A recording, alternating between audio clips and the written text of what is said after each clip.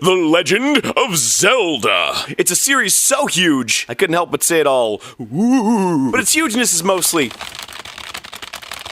Hey, what are you doing over there? Oh, I was just writing my preemptive counter-argument about how you're wrong about my favorite game of all time and the best game ever. Oh, okay. Well, don't you think that's a little, I don't know, closed-minded? I mean, I get you probably liked this game as a kid, but isn't it time we looked at it critically and made a fair analysis of how... No! Okay, ask anybody about Zelda. Anyone can tell you what makes a Zelda game, and what a game needs to be a Zelda game. But is that description you'll get really what describes a Zelda game at its core? Is it possible that following this formula might actually be missing the entire point of what makes Zelda awesome? Or even what makes a sequel awesome? I mean, Zelda's a game where you swing a fucking sword at some pigs or whatever, and there's bombs, triangles. Got 3 triangles. Do it! In Zelda, you were an adventurer, and, well, seriously, that much wasn't even explained. You were just a green dude. Walk to a cave. Old dude goes, hey, take this. You're like, okay, it's a sword. You swing it at monsters that shoot rocks and shit at you, and you have a great time killing them. You figure if there's a cave I get a sword in, there must be other caves to get other shit in, right? Maybe other swords? I don't know. This world's neat. Well, that's Zelda. And whether or not Zelda is what it is now, that's how it started. And that's what sold a bazillion games. A trillion million games. Look at how many games there are. And then eventually Link came out, whatever, I don't care. And then A Link to the Past. It was like the definitive Zelda, right? It felt like the first Zelda, but there was so much more. Bigger world, more things going on, it was nuts! My 8-year-old mind couldn't take it. Was I 8? I don't remember. But still, it changed a lot of things. This guy, Link, was given a name and a purpose. Rescue the princess! Save Hyrule! You have an uncle. I don't know what his name is. He dies.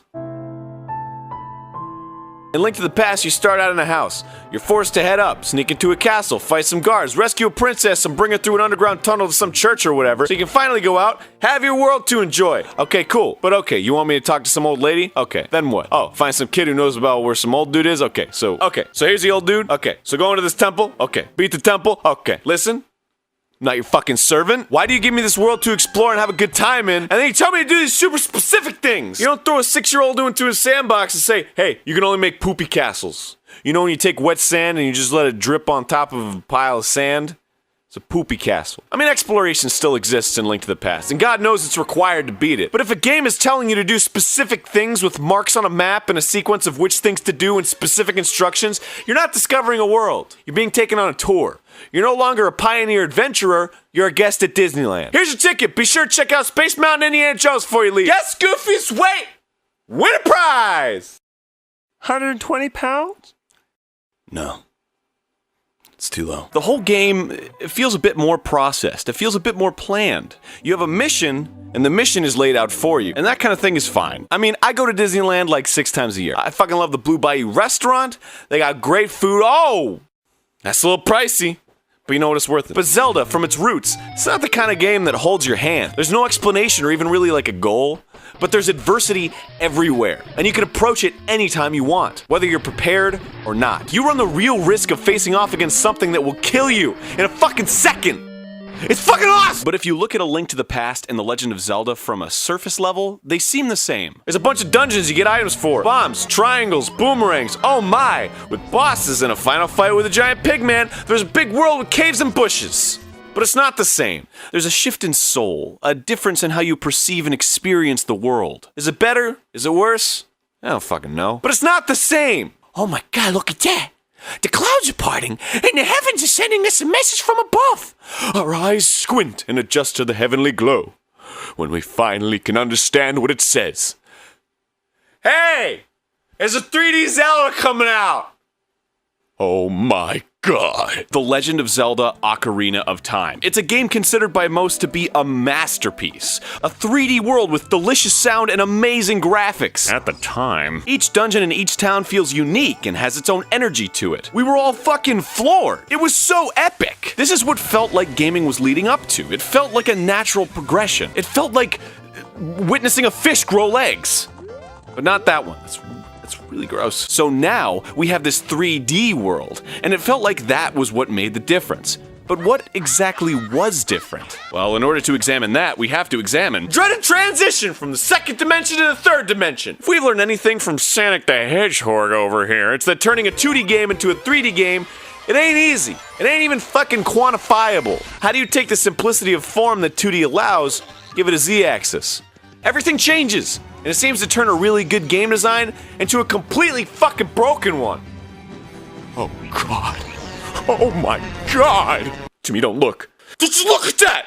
I mean, but Zelda, that one's not too hard. It already technically has 3 dimensions. You got the Y-axis, the X-axis, but you know, you could go upstairs, enemies could jump over you, all that stuff. Well, that's where the differences start. See, Link to the Past had a selective Z-axis. For example, you couldn't be on the 2nd floor and attack a dude on the 1st floor, but if the sandworm boss soared over your head and you weren't harmed by it, you could still swing at it and it'd register a hit. Bats fly through the air, but they're always conveniently at sword's height. That shit's asinine in 3D, which ironically in this situation is a limitation of the medium. The more specific you get about situations analogous to reality, the more you have to stipulate on. You can't hit a bat from any Z-axis position distance. Now it's really clear where the bats are in 3D space. They're up, down, every fucking where. And aiming your sword would be retarded.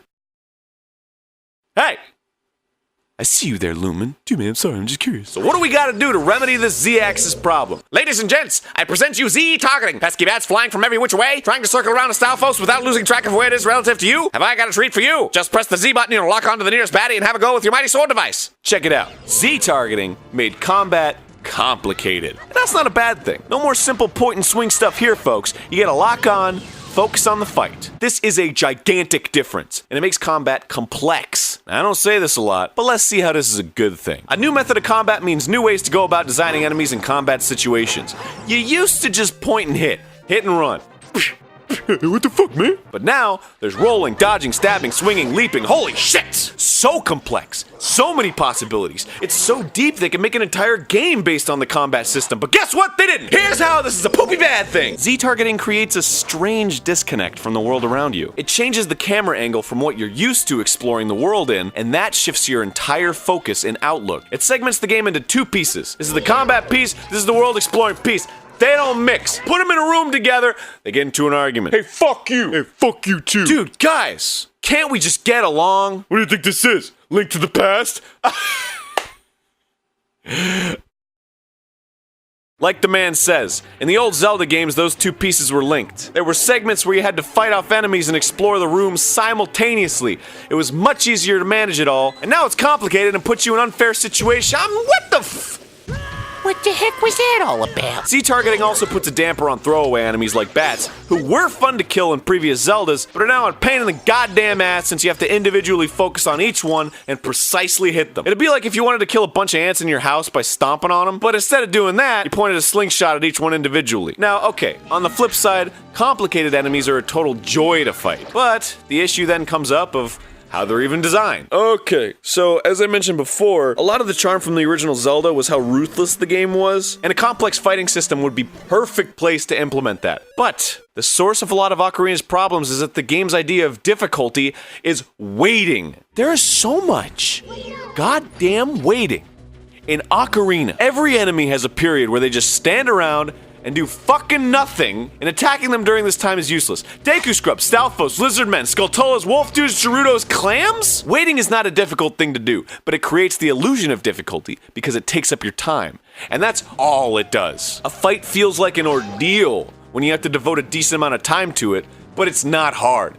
Just look at Final Fantasy IX, Skies of Arcadia, Grandia. These long-ass battles, not hard, but they feel like there's something. This is a mindless interaction, and you're simply going through the motions instead of strategizing. Wait, attack, wait, attack, wait. It's not very hard to do, and it's difficult to mess up. This style of enemy isn't inherently bad. I mean, it creates an interesting player-enemy relationship where the enemy's controlling the pace of the battle, but the fact that it's a consistent theme in enemies gives the impression that it's used as a difficulty supplement, since none of these enemies are actually difficult to fight. Now, on the flip side, Ocarina has the coolest enemy ever, the Iron Knuckle. It's an enemy that is actually provoked to attack and also to be vulnerable by your own attack, which makes the pace of the battle completely dictated by you and your ability to fight it. Additionally, the nature of his attack pattern requires you to be aware of your surroundings. You can lure him to attack pillars, which yield hearts to replenish your life, which is another layer of depth to the battle. This is the kind of enemy design Ocarina needed so much more of.